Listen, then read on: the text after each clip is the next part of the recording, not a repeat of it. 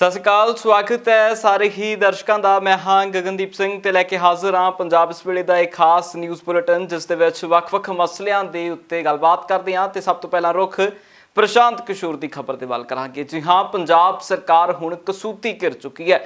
ਪੰਜਾਬ ਸਰਕਾਰ ਦੀ ਪ੍ਰਸ਼ਾਂਤ ਕਿਸ਼ੋਰ ਨੂੰ ਕੀਤੀ ਗਈ ਨਿਯੁਕਤੀ ਹੁਣ ਮਹਿੰਗੀ ਪੈ ਸਕਦੀ ਹੈ, ਕਿਉਂਕਿ ਪ੍ਰਸ਼ਾਂਤ ਕਿਸ਼ੋਰ ਦੀ ਨਿਯੁਕਤੀ ਦੇ ਖਿਲਾਫ ਪੰਜਾਬ ਹਰਿਆਣਾ ਹਾਈ ਕੋਰਟ ਦੇ ਵਿੱਚ ਇੱਕ ਯਾਚਿਕਾ ਦਾਇਰ ਕੀਤੀ ਗਈ ਸੀ, ਜਿਸ ਤੋਂ ਬਾਅਦ ਉਸ ਨੂੰ ਰੱਦ ਕਰ ਦਿੱਤਾ ਗਿਆ। ਤੇ ਹੁਣ ਇਸ ਮਾਮਲੇ ਦੇ ਵਿੱਚ ਯਾਚਿਕਾਕਰਤਾ ਦੇ ਵੱਲੋਂ ਸੁਪਰੀਮ ਕੋਰਟ ਦਾ ਰੁਖ ਕੀਤਾ ਗਿਆ, ਜਿਸ ਦੇ ਵਿੱਚ ਸੁਪਰੀਮ ਕੋਰਟ ਨੇ ਪੰਜਾਬ ਸਰਕਾਰ ਨੂੰ ਨੋਟਿਸ ਜਾਰੀ ਕਰ ਦਿੱਤਾ ਹੈ। ਤੇ ਹੁਣ ਇਸ ਮਾਮਲੇ ਦੇ ਵਿੱਚ ਪੰਜਾਬ ਸਰਕਾਰ ਦੀਆਂ ਮੁਸ਼ਕਲਾਂ ਵੱਧ ਸਕਦੀਆਂ ਨੇ, ਕਿਉਂਕਿ ਯਾਚਿਕਾਕਰਤਾ ਦਾ ਕਹਿਣਾ ਹੈ ਕਿ ਜੇਕਰ ਉਹਨਾਂ ਨੂੰ ਇੱਕ ਕੈਬਨਿਟ ਮੰਤਰੀ ਦਾ ਅਹੁਦਾ ਦਿੱਤਾ ਗਿਆ ਹੈ ਤਾਂ ਉਹ ਵੱਖਰੀ ਗੱਲ ਹੈ, ਪਰ ਜੇਕਰ ਸਲਾਹਕਾਰ ਨਿਯੁਕਤ ਕੀਤਾ ਗਿਆ ਹੈ ਤਾਂ ਉਸ ਦੇ ਲਈ ਉਹਨਾਂ ਨੂੰ ਇੱਕ ਖਾਸ ਤੌਰ ਦੇ ਉੱਤੇ ਐਡਵਰਟਾਈਜ਼ਮੈਂਟ ਕਰਨੀ ਪੈਣੀ ਸੀ ਅਖਬਾਰਾਂ ਦੇ ਵਿੱਚ। ਉਹਨਾਂ ਨੇ ਕਦੋਂ ਕੀਤੀ, ਉਸ ਗੱਲ ਦਾ ਸਬੂਤ ਦਿੱਤਾ ਜਾਣਾ ਚਾਹੀਦਾ ਹੈ। ਅਜਿਹੀਆਂ ਕਈ ਟੈਕਨੀਕਲ ਗੱਲਾਂ ਦੇ ਨਾਲ ਘੇਰਨ ਦੀ ਕੋਸ਼ਿਸ਼ ਹੋ ਰਹੀ ਹੈ ਹੁਣ ਪੰਜਾਬ ਸਰਕਾਰ ਨੂੰ। ਇਸ ਮਾਮਲੇ ਦੇ ਵਿੱਚ ਐਕਸਪਰਟ ਰਾਏ ਲਵਾਂਗੇ ਤੇ ਸਿੱਧਾ ਚੱਲਦੇ ਹਾਂ ਸੁਰਿੰਦਰ ਡੱਲਾ ਹੋਣਾ ਦੇ ਵੱਲ। ਡੱਲਾ ਸਾਹਿਬ, ਕੀ ਲੱਗ ਹੀ ਰਿਹਾ ਹੈ ਪ੍ਰਸ਼ਾਂਤ ਕਿਸ਼ੋਰ ਦੀ ਇਸ ਨਿਯੁਕਤੀ ਦੇ ਉੱਤੇ ਇੰਨਾ ਸਮਾਂ ਬਾਅਦ ਕਿਉਂ ਇਹ ਯਾਚਿਕਾ ਦਾਇਰ ਹੋਈ ਹੈ? ਕਿਉਂ ਇਸ ਨੂੰ ਹੁਣ ਇੱਕ ਵਾਰ ਫਿਰ ਤੋਂ ਨਵੇਂ ਮੁੱਦੇ ਦੇ ਰੂਪ ਦੇ ਵਿੱਚ ਪੇਸ਼ ਕੀਤਾ ਜਾ ਰਿਹਾ? ਵੀ ਦੇਖੋ, ਮੈਨੂੰ ਇਹ ਲੱਗਦਾ ਹੈ ਪੰਜਾਬ ਤੇ ਹਰਿਆਣਾ ਹਾਈ ਕੋਰਟ 'ਚ ਵੀ ਚੁਣੌਤੀ ਦਿੱਤੀ ਗਈ ਸੀ ਪ੍ਰਸ਼ਾਂਤ ਕਿਸ਼ੋਰ ਦੀ ਨਿਯੁਕਤੀ ਨੂੰ, ਪਰ ਪੰਜਾਬ ਤੇ ਹਰਿਆਣਾ ਹਾਈ ਕੋਰਟ ਦੇ ਵਿੱਚ ਜਿਹੜੀ ਇਹ ਪਟੀਸ਼ਨ ਸੀ ਇਹਨੂੰ ਖਾਰਜ ਕਰ ਦਿੱਤਾ ਗਿਆ ਸੀ।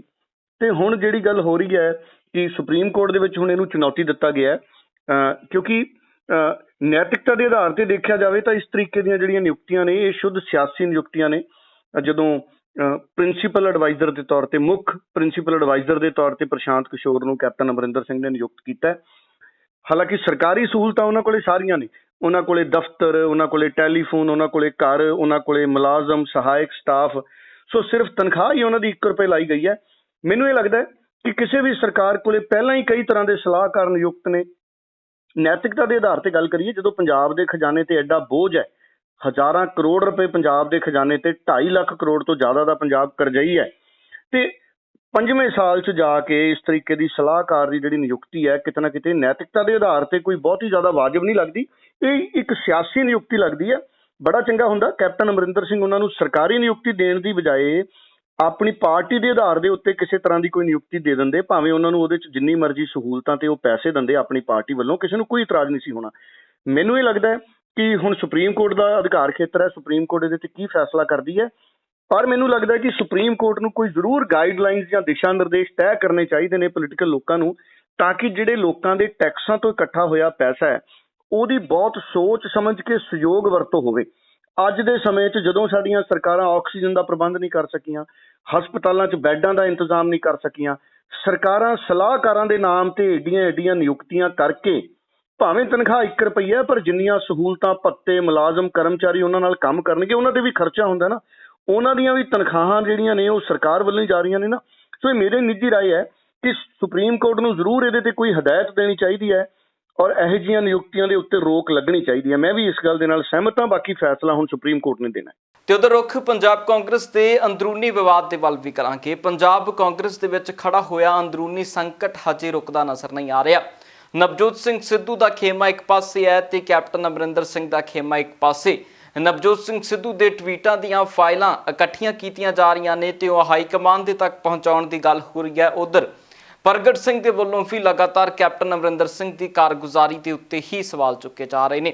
ਪ੍ਰਗਟ ਸਿੰਘ ਨੇ ਇੱਕ ਵਾਰ ਫਿਰ ਤੋਂ ਵੱਡੇ ਸਵਾਲ ਕਰ ਦਿੱਤੇ ਨੇ। ਕਿ ਕੁਝ ਪ੍ਰਗਟ ਸਿੰਘ ਦਾ ਕਹਿਣਾ ਹੈ ਉਹ ਸੁਣਦੇ ਹਾਂ। ਦੇਖੋ, ਚਾਹੇ ਸਿੱਧੂ ਚਿਹਰਾ ਹੋਵੇ, ਚਾਹੇ ਕੈਪਟਨ ਅਮਰਿੰਦਰ ਸਿੰਘ ਚਿਹਰਾ ਹੋਵੇ, ਜਿਹੜੇ ਇਸ਼ੂਜ਼ ਹੈਗੇ ਆ ਉਹ ਇਸ਼ੂ ਫਿਰ ਸੋਲਵ ਹੋ ਜਾਣਗੇ। ਐਕਚੁਅਲੀ ਕੈਪਟਨ ਸਾਹਿਬ ਨੇ ਇੱਥੋਂ ਤੱਕ ਵੀ ਕਹਿ ਦਿੱਤਾ ਵੀ ਇਹ ਮੇਰੇ ਨਾਲ ਲੜ ਲਵੇ।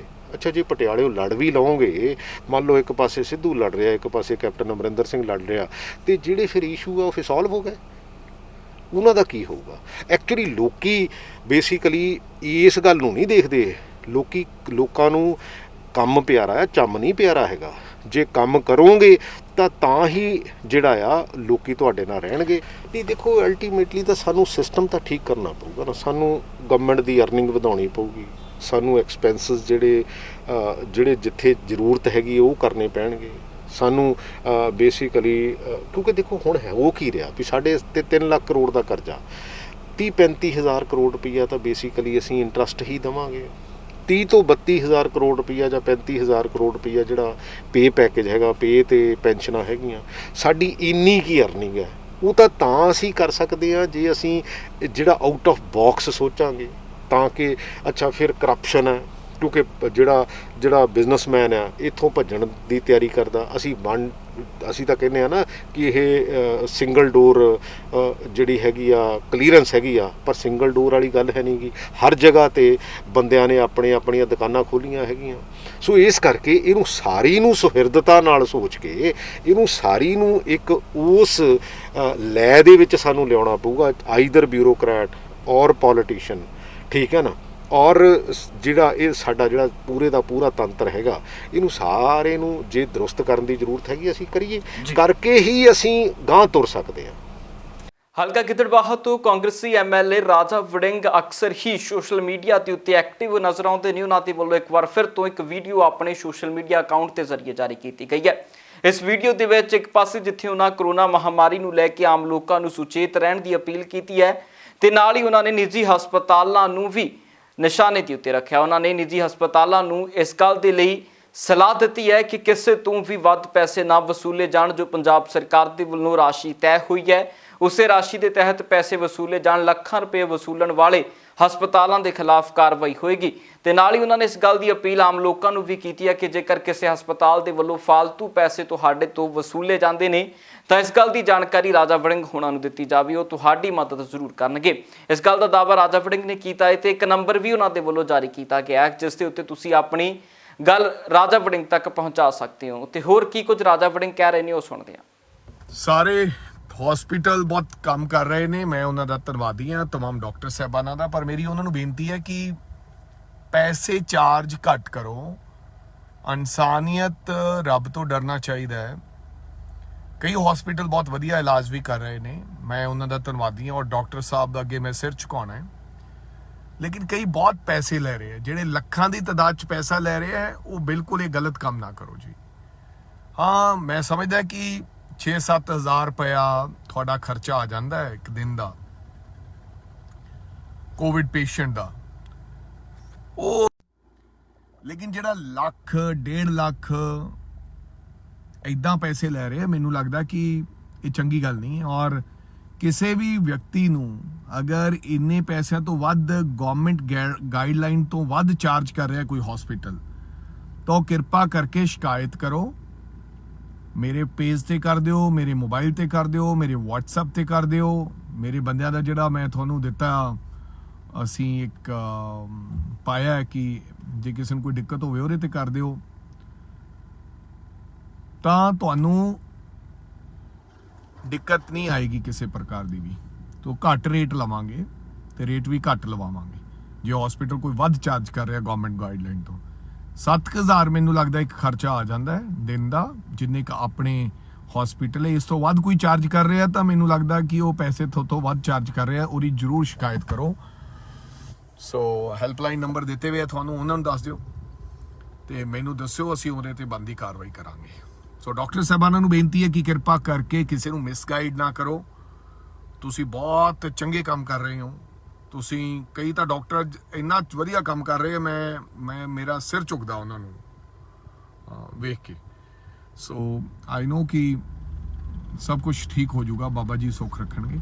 ਜੇਕਰ ਪੰਜਾਬ ਦੇ ਵਿੱਚ ਕਰੋਨਾ ਮਹਾਮਾਰੀ ਦੀ ਗੱਲ ਕਰੀਏ ਤਾਂ ਇਹ ਹਾਲਾਤ ਹਜੇ ਵੀ ਸਰਕਾਰ ਦੇ ਕੰਟਰੋਲ ਦੇ ਵਿੱਚ ਨਹੀਂ, ਕਿਉਂਕਿ ਲਗਾਤਾਰ ਵੱਧ ਰਹੇ ਮਾਮਲੇ ਅਤੇ ਜ਼ਿਆਦਾਤਰ ਲੋਕਾਂ ਦੇ ਇਸ ਦੁਨੀਆ ਤੋਂ ਜਾਣ ਦੀ ਗਿਣਤੀ ਦੇ ਵਿੱਚ ਵਾਧਾ ਇਹ ਚਿੰਤਾ ਦਾ ਵਿਸ਼ਾ ਬਣਦਾ ਜਾ ਰਿਹਾ, ਜਿਸ ਨੂੰ ਲੈ ਕੇ ਲਗਾਤਾਰ ਪੰਜਾਬ ਦੇ ਮੁੱਖ ਮੰਤਰੀ ਦੇ ਵੱਲੋਂ ਬੈਠਕਾਂ ਕੀਤੀਆਂ ਜਾ ਰਹੀਆਂ ਨੇ। ਬੀਤੇ ਦਿਨੀ ਵੀ ਵਰਚੁਅਲ ਮੀਟਿੰਗ ਪੰਜਾਬ ਦੇ ਮੁੱਖ ਮੰਤਰੀ ਦੇ ਵੱਲੋਂ ਸੱਦੀ ਗਈ ਸੀ, ਜਿਸ ਦੇ ਵਿੱਚ ਪੰਜਾਬ ਦੇ ਵੱਖ-ਵੱਖ ਹਲਕਿਆਂ ਤੋਂ ਐਮਐਲਏ ਅਤੇ ਸੰਸਦ ਇਸ ਮੀਟਿੰਗ ਦੇ ਵਿੱਚ ਹਾਜ਼ਰ ਹੋਏ ਨੇ। ਉਹਨਾਂ ਦੇ ਵੱਲੋਂ ਆਪੋ ਆਪਣੀਆਂ ਮੰਗਾਂ ਰੱਖੀਆਂ ਗਈਆਂ ਨੇ। ਇਸ ਮੀਟਿੰਗ ਦੇ ਦੌਰਾਨ ਅੰਮ੍ਰਿਤਸਰ ਦੇ ਸੰਸਦ ਗੁਰਜੀਤ ਸਿੰਘ ਔਜਲਾ ਦੇ ਵੱਲੋਂ ਵੀ ਅੰਮ੍ਰਿਤਸਰ ਨੂੰ ਲੈ ਕੇ ਖਾਸ ਅਪੀਲ ਕੀਤੀ ਗਈ ਹੈ ਤੇ ਉੱਥੇ ਆਕਸੀਜਨ ਦੇ ਪ੍ਰਬੰਧ ਪੁਖਤਾ ਕਰਵਾਉਣ ਦੀ ਵੀ ਗੱਲ ਆਖੀ ਗਈ ਹੈ।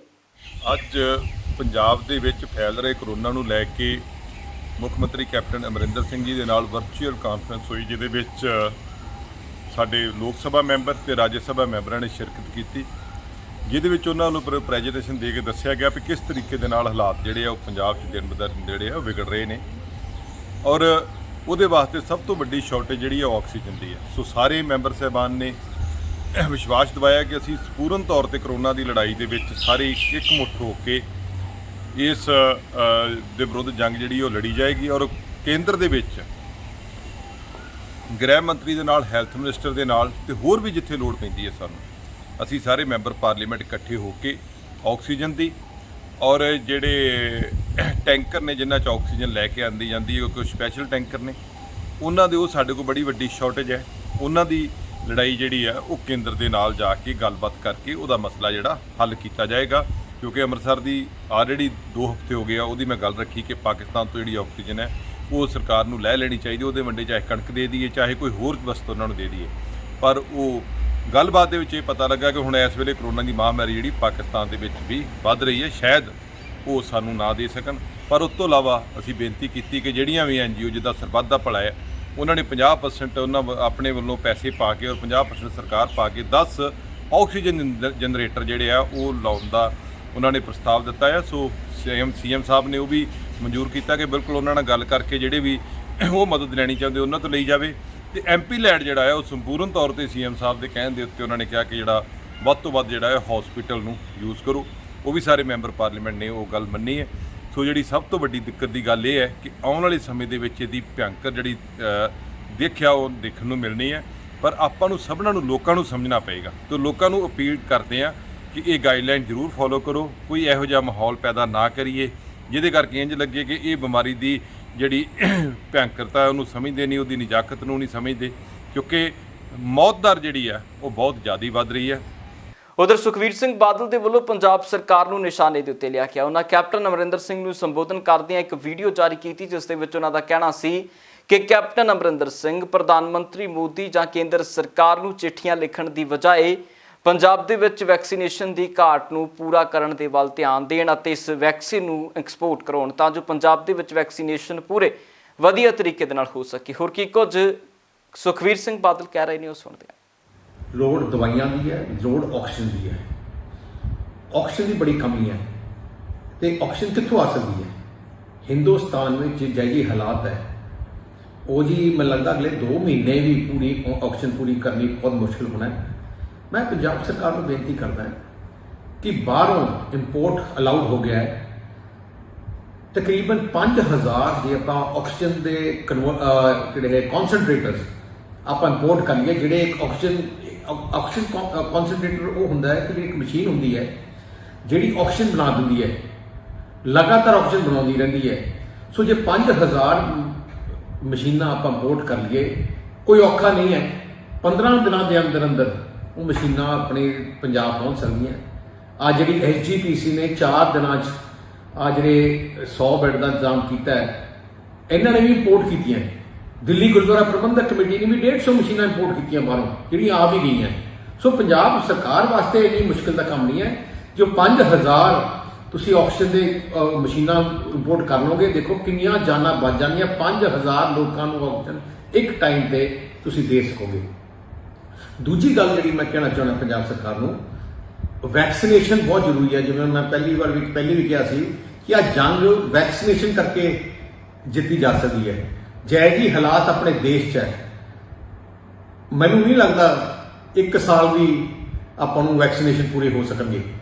ਅੱਜ ਸੈਂਟਰ ਸਰਕਾਰ ਨੇ ਅਲਾਉ ਕਰ ਦਿੱਤਾ ਹੈ ਸੂਬਿਆਂ ਨੂੰ, ਪ੍ਰਾਈਵੇਟ ਕੰਪਨੀਆਂ ਨੂੰ, ਸੰਸਥਾ ਨੂੰ ਬਾਹਰੋਂ ਵੈਕਸੀਨ ਇੰਪੋਰਟ ਕਰਨ ਵਾਸਤੇ।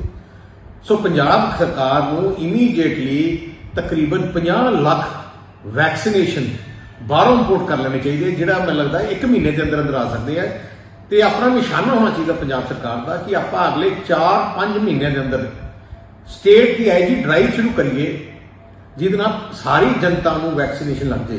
ਕਿਉਂਕਿ ਜੇ ਵੈਕਸੀਨੇਸ਼ਨ ਲੱਗੂਗੀ ਤਾਂ ਹੀ ਆਪਾਂ ਬਚਾਂਗੇ।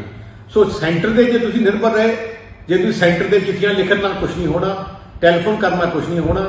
ਹੁਣ ਤਾਂ ਆਪਾਂ ਨੂੰ ਆਪਣੇ ਪੈਰਾਂ ਤੇ ਖੜਾ ਕਰਨਾ ਹੋਣਾ ਪੈਣਾ। ਤਾਂ ਮੁੱਖ ਮੰਤਰੀ ਸਾਹਿਬ, ਤੁਸੀਂ ਆਪਣੇ ਅਫਸਰਾਂ ਨੂੰ ਕਹੋ, ਚੀਫ ਸੈਕਟਰੀ ਨੂੰ ਕਹੋ, ਇਮੀਡੀਏਟਲੀ 5000 ਤਾਂ ਜਿਹੜਾ ਆਕਸੀਜਨ ਕਨਸੈਂਟਰੇਟਰ ਇੰਪੋਰਟ ਕਰਨ ਤੇ ਘੱਟ 50 ਲੱਖ ਵੈਕਸੀਨੇਸ਼ਨ ਇੰਪੋਰਟ ਕਰਨ, ਤਾਂ ਆਪਣੀ ਪੰਜਾਬ ਦੀ ਜਨਤਾ ਬਚ ਸਕਦੀ ਹੈ।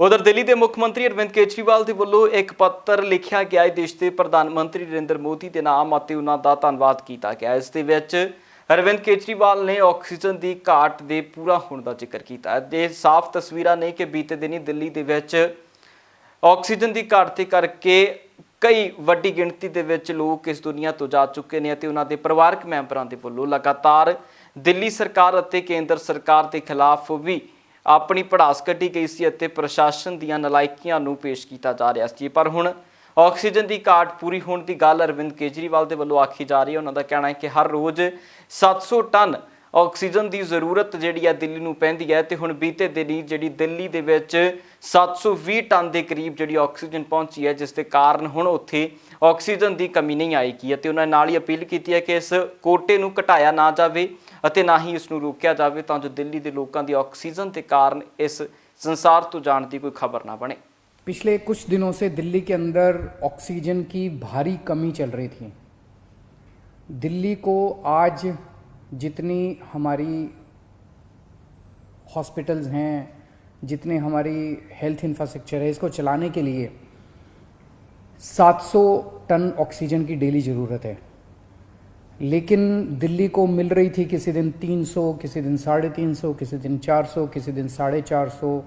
इस तरह से दिल्ली को ऑक्सीजन मिल रही थी, जिसकी वजह से अस्पतालों में कमी हो रही थी। अस्पताल मैसेज पे मैसेज डाल रहे थे, फिर मीडिया में आ रहा था इस अस्पताल में घंटे भर की ऑक्सीजन बची है, उधर आधे घंटे की ऑक्सीजन बची है, मरीजों की मौत हो सकती है और काफ़ी ज़्यादा दिक्कत हो रही थी। लेकिन कल पहली बार दिल्ली को 730 टन ऑक्सीजन केंद्र सरकार ने भेजी है। जैसा मैंने बताया, दिल्ली को 700 टन ऑक्सीजन की ज़रूरत है। कल पहली बार केंद्र सरकार ने 730 टन ऑक्सीजन भेजी है। हम तहे दिल से दिल्ली की जनता की तरफ से, उनका मुख्यमंत्री होने के नाते मैं केंद्र सरकार का बहुत बहुत शुक्रिया अदा करता हूँ। मैं दिल्ली हाई कोर्ट का बहुत बहुत शुक्रिया अदा करता हूँ। मैं दिल्ली सुप्रीम कोर्ट का बहुत बहुत शुक्रिया अदा करता हूँ। केंद्र सरकार का बहुत बहुत शुक्रिया अदा करता हूँ।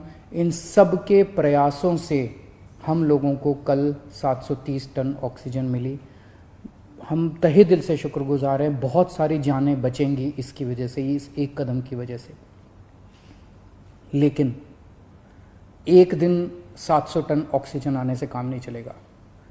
जब तक ये कोरोना की सेकंड वेव कम नहीं हो जाती, हमें डेली 700 टन ऑक्सीजन की ज़रूरत है। ऐसा ना हो कि कल 700 टन आई और आज फिर से 400-300 टन आ जाए, फिर से सारे अस्पतालों के अंदर हाहाकार मच जाएगा। मेरी सबसे हाथ जोड़ के विनती है, अपील है, प्रार्थना है कि ये 700 टन ऑक्सीजन अब कम मत होने दीजिएगा। डेली 700 टन ऑक्सीजन आनी चाहिए दिल्ली के अंदर, और इसके लिए दिल्ली के लोग हमेशा के लिए सभी के ऋणी रहेंगे।